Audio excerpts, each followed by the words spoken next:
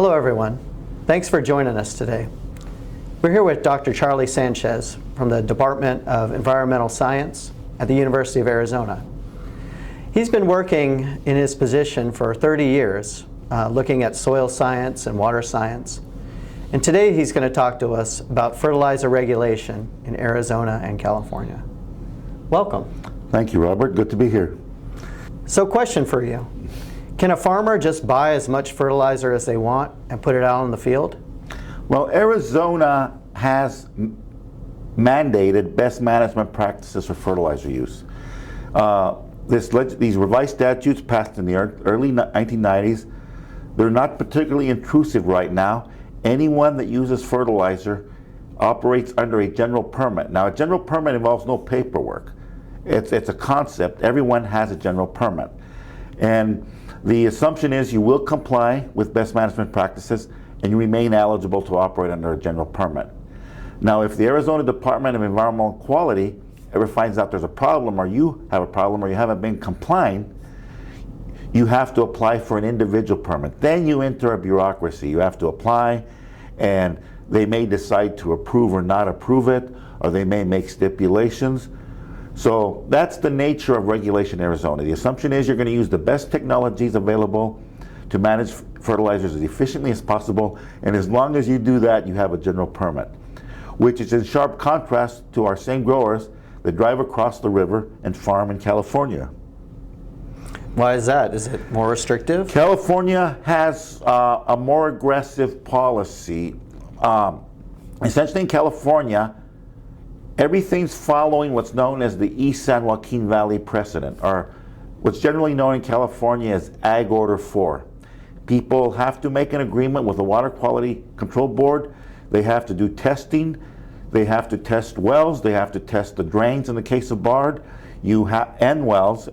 And you have to report what you grew and how much fertilizer you applied.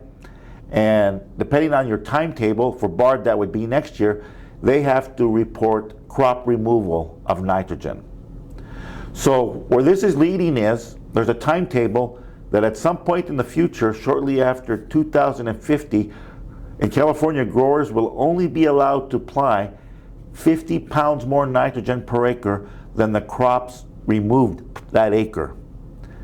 So that's a challenge. For a crop like spinach and spring mix, where you essentially harvest all the above ground biomass, we can achieve those targets. For a crop like broccoli and cauliflower, where you have to grow this big plant and you go in and remove a crown, that's problematic. So there's some challenges. Hopefully in the next quarter century, some technologies will evolve, or we'll find a use for the broccoli or cauliflower residues, and California the growers on the California side can comply with that target.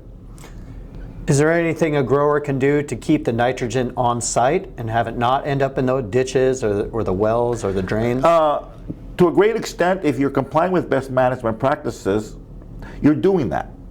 We laser level, we irrigate efficiently, we reduce our leaching fractions, we split apply nitrogen fertilizer. If you split apply it, you try to feed it in anticipation of crop demand.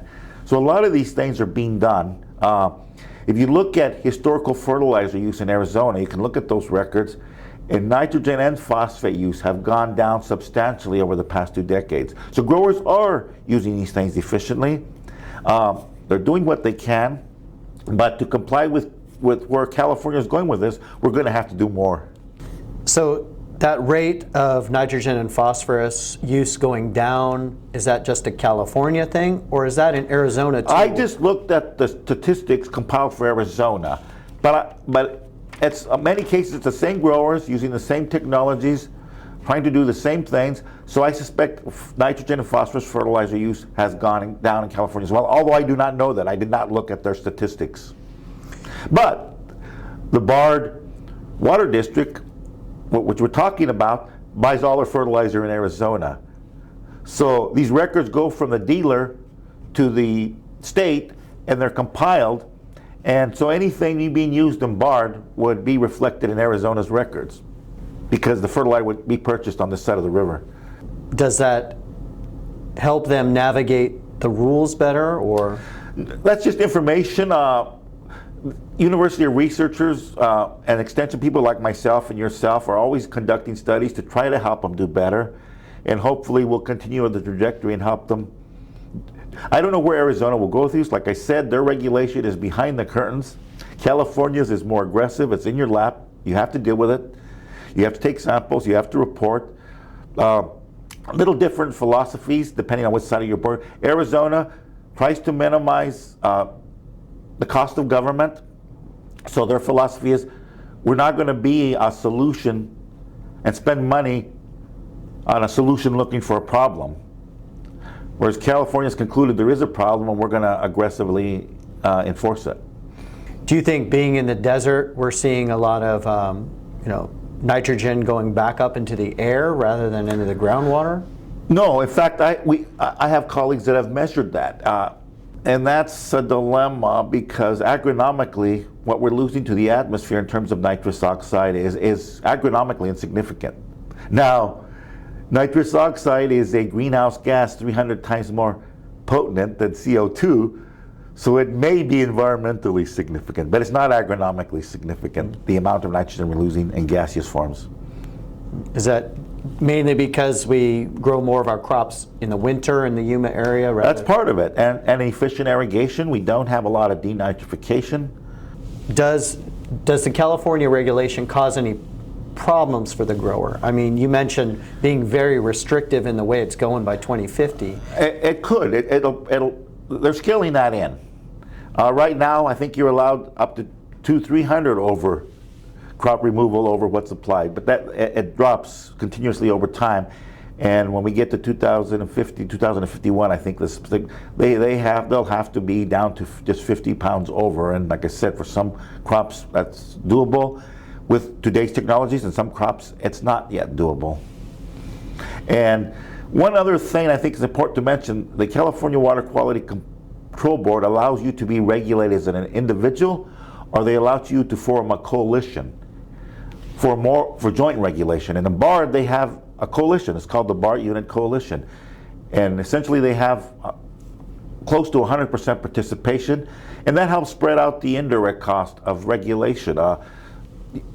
They attach a fee per acre. It goes into a pot, and that's what pays for the well testing and the drain testing and filing all the compliance work, and for clerical help to compile the growers' acreages when they submit it to them, and to compute how much they applied per acre, these sorts of things that are part of the reporting.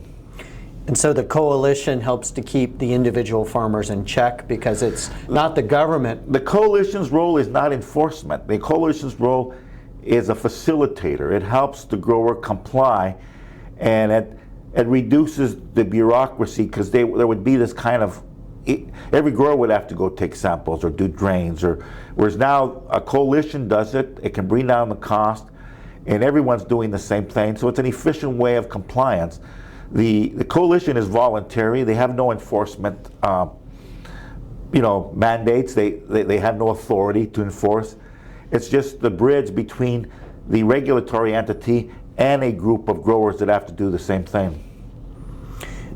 And so the coalition takes the samples, but the government is processing those samples? No, the grower contracts with someone to take them and analyze them, and then the coalition compiles the report that they submit to the California Water Quality Control Board, and they make a determination if there's a problem. Is there a growing problem? Are the levels going up? Are they going down? And they'll make a call based on the data submitted to them. Okay. And so the individual is still accountable? The individual is accountable to the extent that they have to submit their acreage, they have to submit their fertilizer application records to the coalition, who then compiles it all and reports it to the Water Quality Control Board. How effective do you think that setup is? Well, being that we don't have a problem now, it might be a little overreach on California's legislative agenda, but the growers have gotten used to it. They're doing it, but we went through this process. I should say qualified. I was just there as a technical advisor to the BARD Unit Coalition, and the California Water Quality Control Board agreed there wasn't a problem, but yet they want to enforce regulation across the state all the same in accordance with the East San Joaquin Valley precedent, or what's, like I said, known as Ag Order 4 in California. Were you around before Ag Order 4? Yes, I've been around for some time, and we saw it coming. At the BART, we would go, Palo Verde was enforced before us, the Palo Verde Valley. So I and a few members of the BART Unit Coalition would drive up to Palo Verde and see what was coming at us. And like I said, my role was only to provide technical information. And as they came for us, we had a response and a report, and they made the best agreement they could with the California Water Quality Control Board. Do you think we needed it at the time? Did you see a lot of excess use? No, our efficiencies aren't where we want them to be, but they're getting better.